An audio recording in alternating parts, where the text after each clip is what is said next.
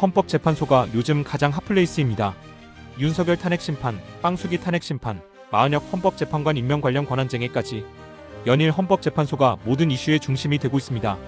이에 오늘 1월 22일 내란동 조당 국민의힘 권성동과 유상범, 기타 잡것들이 헌법재판소를 찾아갔다가 입국 컷당했답니다. 헌법재판소에 모든 국민의 눈과 귀가 쏠려있는 이 시점에 찾아갔다는 게 어이가 없습니다. 이 내란동 조당 국민의힘 벌레들은 지들이 찾아가면 무조건 만나줘야 한다는 특권의식이 가득하다는 겁니다. 이에 헌법재판소는 사전 방문 거절 의사를 분명히 했음에도 내란당 벌레들이 우르르 몰려가서 위력과시 및 협박의 모습을 보였다는 겁니다. 그것도 우르르 10여 명이 몰려가서 압박하러 갔습니다. 여기서 헌법재판소 문영배 재판관과 이재명 대표와의 친분감을 통한 음모론적 허위사실을 유포했습니다. 그러나 이미 아닌 말고식의 권선동질의 많은 극우 유튜브들은 이 내용을 받아먹고 또 다른 허위사실을 재생산, 유포하는 미끼를 던져주었습니다. 이후 권선동지라는 권성동이 잘못 알았다고 해명했지만 이미 떡밥 먹은 이찍 벌레들은 헌법재판소를 향한 분노를 키우고 있다는 겁니다. 관련 내용 영상으로 보시겠습니다.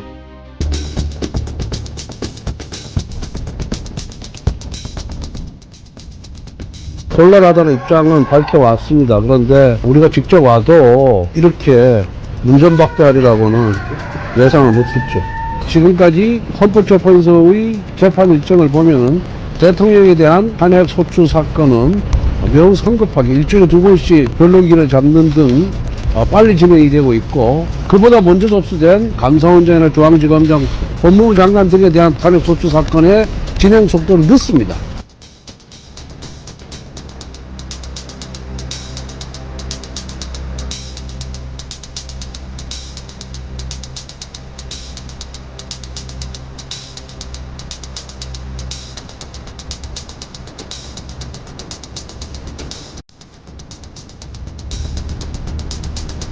그 이면에는 문영배 소장 대행에 편향된 그런 가치관에 저는 작용을 하고 있다, 이렇게 생각을 하고 있습니다. 이재명 대표와 절친입니다. 누구보다도 가깝습니다. 2020년대 이재명 대표의 모친께서 돌아가셨는데 그때도 상가에 방문 가능한 것을 자랑삼아 현재 관계자들한테 얘기할 정도로 굉장히 가까운 사이입니다. 그렇기 때문에 문영배 소장의 대통령에 대한 탄핵 소추 사건의 그런 진행 과정에 대해서 저희들이 의구심을 갖는 것이고, 거기에 대해서 명확하게 답변을 해야만 헌재의 공정성과 신뢰성이 좀 높아질 것이다, 그렇게 생각을 하고 있습니다. 거기에 대해서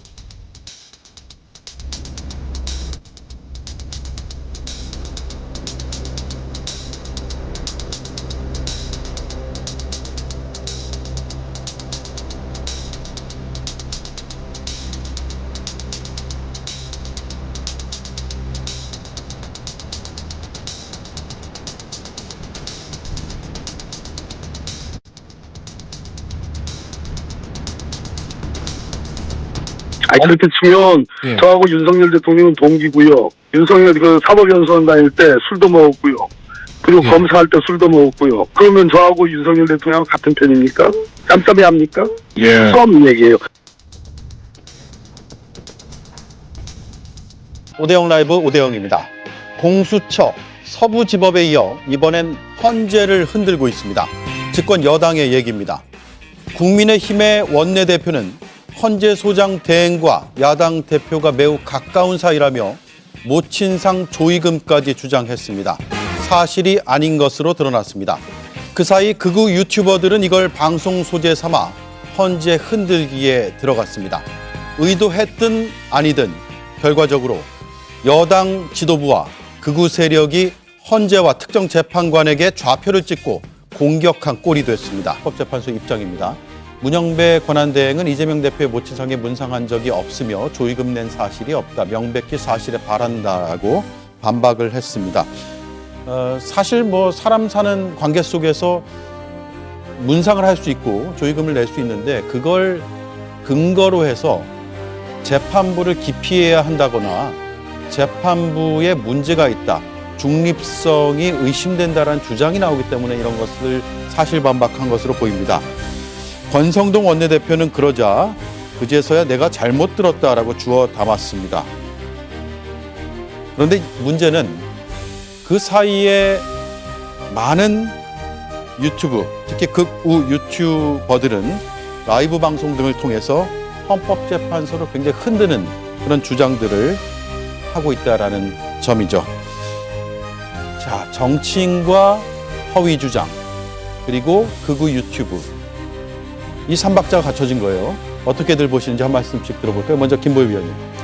저는 언젠가 국민의힘 의원들 중에 누구 한 명이라도 알고 보니 이재명 민주당 대표가 중국인이다라는 얘기까지 하지 않을까 싶습니다.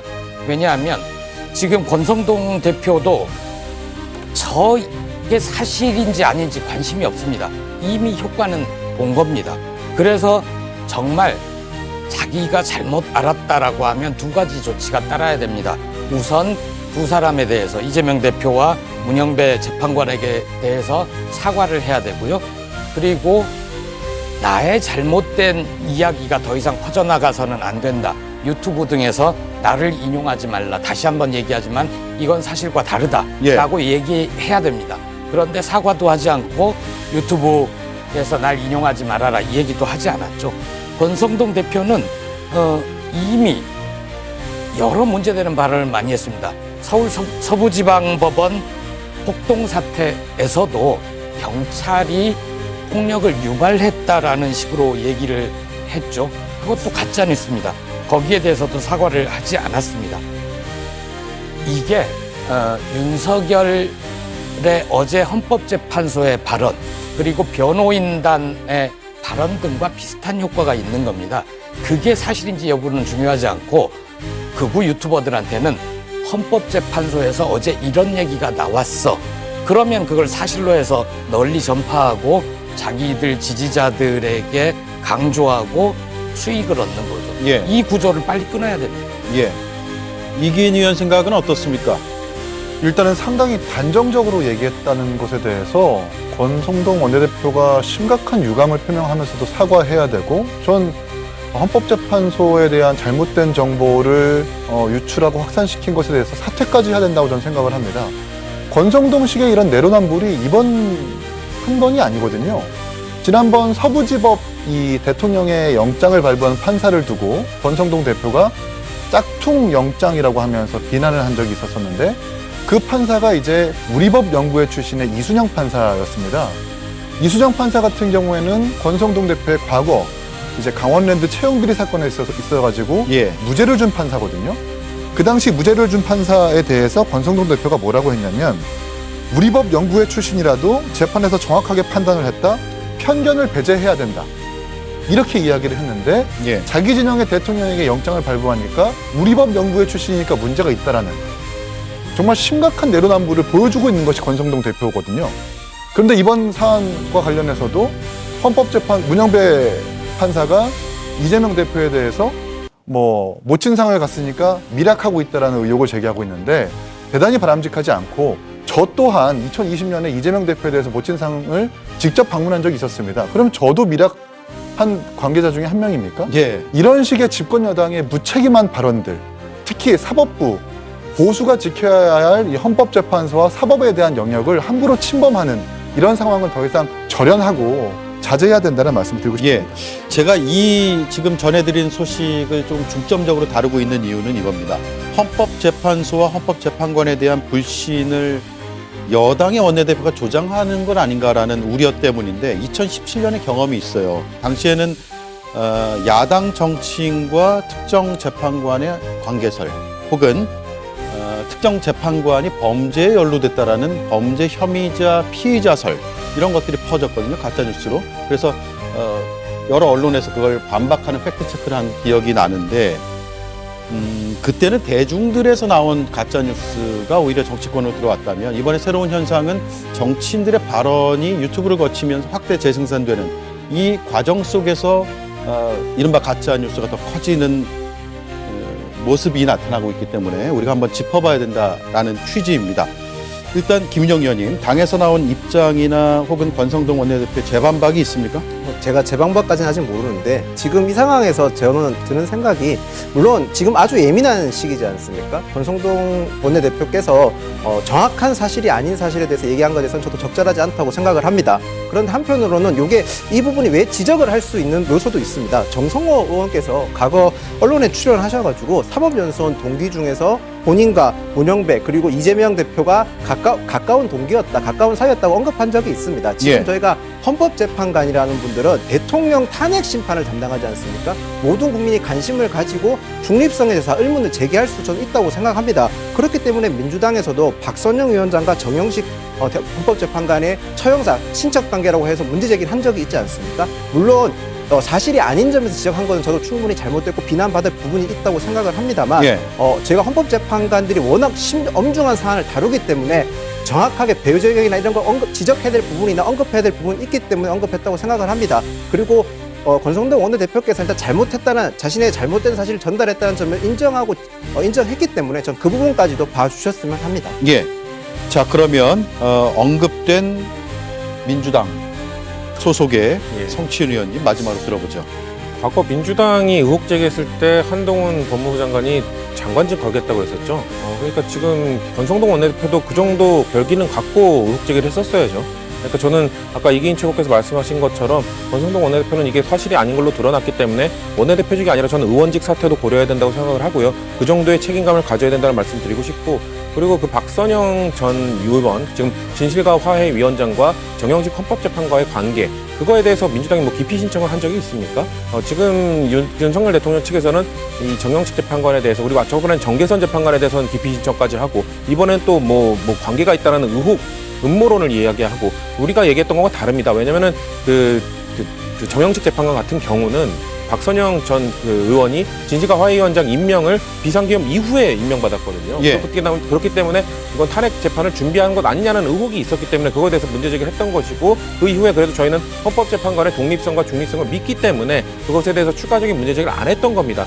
왜냐하면 이 삼부 요인 중에 이 사법부가 갖는 이 정당성, 정통성이 가장 취약합니다. 왜냐하면 입법부와 행정부는 주권자들이 직접 선거를 통해서 선출한 권력인 것과 반해서 사법부는 다 임명직이기 때문에 아무래도 이 정통성, 그 정당성이 흔들릴 수밖에 없습니다. 그렇기 때문에 헌법에서 최대한 이들의 중립성을 보장하기 위해서 노력을 한 건데, 지금 집권 여당의 원내대표가 이 중립성을 파괴시키는, 법치주의를 파괴시키는 행위를 한 것이거든요. 이거는 아까 이기인 최고께서 말씀하신 것처럼 서부지법의 판사가 그렇게 된 지목을 받은 이후에 마치 지금 서부지법은 좌파의 소굴처럼 돼버렸습니다. 그렇기 예. 때문에 며칠 전에 우리가 목도했던 폭도들이 폭동을 일으키면서 서부지법을 탈취하러 갔던 이유가 뭡니까? 저쪽은 이 서부지법은 위법한 곳이기 때문에, 좌파의 소굴이기 때문에 그렇게 달려갔던 건 아닙니까? 지금 집권여당 대표가 이런 식으로 헌법재판관의 신뢰를 실추시키는 이런 이야기를 하는 것, 그럼 또 흥분해 있는 보수 지지층이 헌법재판관은 이거는 나쁜 놈이다, 또 그때 우리가 들었던 차은경 판사 나와처럼 또 어떤 재판관 나와, 이런 식의 폭동을 또 일으킬 가능성이 다분하거든요. 그렇기 때문에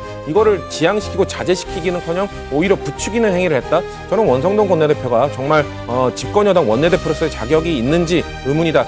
대한민국 국회의원으로서 자격도 없다고 생각합니다.